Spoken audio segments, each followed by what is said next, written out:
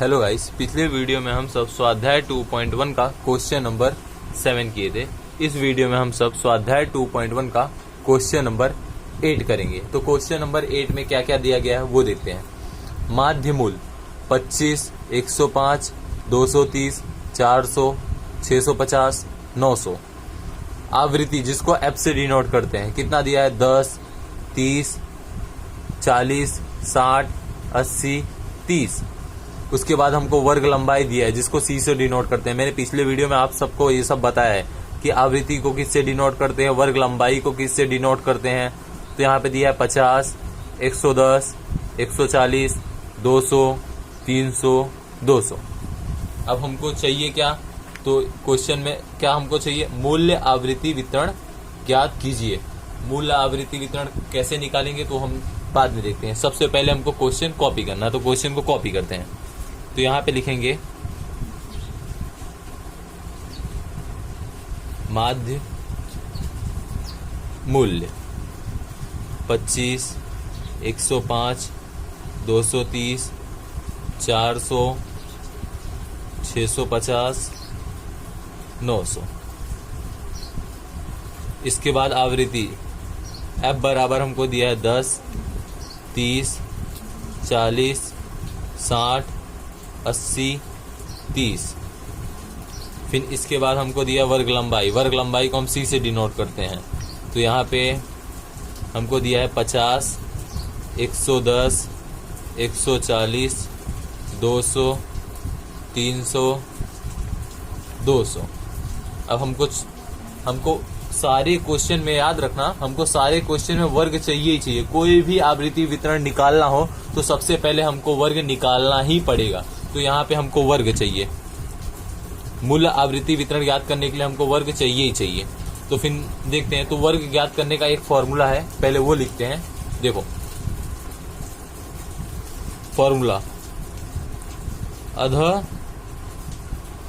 सीमा बराबर माध्य माइनस 1/2 वर्ग लंबाई जिसको सी से डिनोट करते हैं। तो माध्य बराबर हमको क्वेश्चन में दिया गया है 25 माइनस 1/2। सी बराबर हमको क्वेश्चन में दिया गया है 50। तो इसलिए 25 माइनस 25 तो आएगा 0।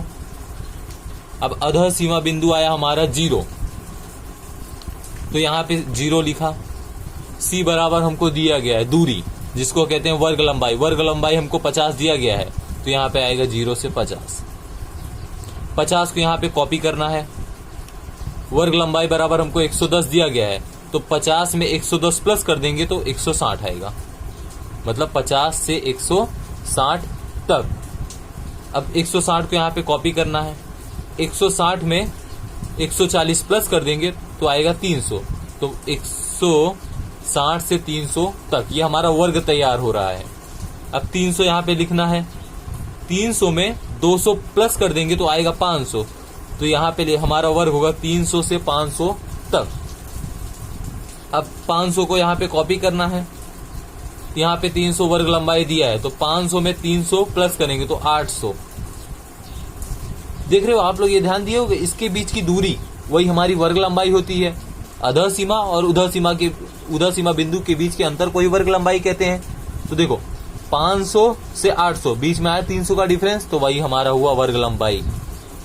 अब देखो 800 यहाँ पे लिखे, यहाँ पे इसको कॉपी कर दिया 800। 200 इसमें प्लस करेंगे तो आएगा 1000। ये हमारा हो गया वर्ग। समझो बात को। अधः सीमा बिंदु हमने 0 यहाँ पे निकाला।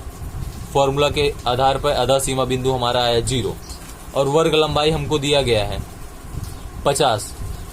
अब वो मतलब इसके बीच के अंतर है, ये दोनों के बीच का अंतर है 0 से 50। उसके बाद 50 को यहाँ पे कॉपी करेंगे तो 50 में 110 प्लस करेंगे होगा 160। तो मतलब 50 से 160 तक हमको ऐसे करके वर्ग निकालना है, जिसको हम यहाँ पे लिखते हैं निवारक। निवारक वर्ग है हमारा।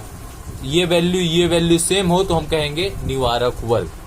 तो ये यहाँ पे हमारा हो गया निवारक वर्ग। उसके बाद हमको आवृत्ति, आवृत्ति, ये देखो क्वेश्चन में आवृत्ति दिया गया है, वही आवृत्ति को कॉपी कर दो। 10, 30, 40, 60, 80, 30, इसका टोटल करोगे तो आएगा 250, जिसको कहते हैं n, n बराबर आया 250, यही हमारा हो गया आंसर। बस इसमें सिर्फ इतना ही करना था, मूल्य आवृत्ति वितरण ज्ञात कीजिए। तो मूल्य आवृत्ति वितरण में हमको सिर्फ इतना ही करना था। सबसे बड़ी बात यहाँ पे वर्ग निकालना है। वर्ग हमको कंपलसरी सारे क्वेश्चन में निकालना ही पड़ेगा। हमने जितना भी पीछे क्वेश्चन किया उसमें वर्ग निकाला ही है, और ये वर्ग सारे क्वेश्चन में आप सबको भी निकालना ही पड़ेगा। तो वर्ग हमने निकाल लिया। वर्ग के आधार पे आवृत्ति क्वेश्चन, मतलब आवृत्ति क्वेश्चन में दिया गया था तो वही आवृत्ति हमने कॉपी कर दिया, उसमें कुछ छेड़खानी करने की जरूरत नहीं है, वही हमारा आया आंसर। एक बार वर्ग फिर से देख लेते हैं, जिसको ना समझ में आया हो वो ध्यान दे। 50 वर्ग लंबाई हमको 50 दिया है। सबसे पहले हमको एक फॉर्मूला का यूज करना है, अधः सीमा बिंदु बराबर माध्य माइनस 1/2 वर्ग लंबाई। तो ये रहा सूत्र, अधः सीमा बराबर माध्य माइनस 1/2 वर्ग लंबाई, जिसको सी से डिनोट करते हैं। तो माध्य बराबर हमको पहला दिए 25, सबसे पहले कितना दिया है 25, तो 25 यहाँ पे हमने लिखा, माइनस 1/2 वर्ग लंबाई बराबर हमको यहाँ पे दिया 50, तो हमने यहाँ पे 50 लिखा। तो 25 माइनस 25 करे तो हमारा आया 0। इतना समझ में आया। अब इसके बाद चलते हैं, आगे बढ़ते हैं। तो ये आया हमारा 0, अधः सीमा आया हमारा 0, तो 0 यहाँ पे हमने लिख दिया। अब 0 वर्ग लंबाई बराबर हमको पहले से यहाँ पे 50 दिया ही गया है। जब 50 वर्ग लंबाई हमको पहले से यहाँ पे दिया है तो 0 में 50 प्लस करेंगे तो 0 से 50। 0 तो अधः सीमा बिंदु दिया ही गया है। डिफरेंस क्या है इन दोनों के बीच का? 50, जिसको वर्ग लंबाई कहते हैं, और 50 यहाँ पे दिया ही गया है, तो 0 से 50। 50 को यहाँ पे कॉपी किए, 50 में 110 प्लस किए, तो 50 से 110 प्लस करने के बाद याद रखना ये वैल्यू हमें मिल जाएगी। सेम एज इट इज करते आना है। ये हमारा क्वेश्चन नंबर 8 खत्म होता है। नेक्स्ट वीडियो में हम क्वेश्चन नंबर 9 करेंगे। आज के लिए बस इतना।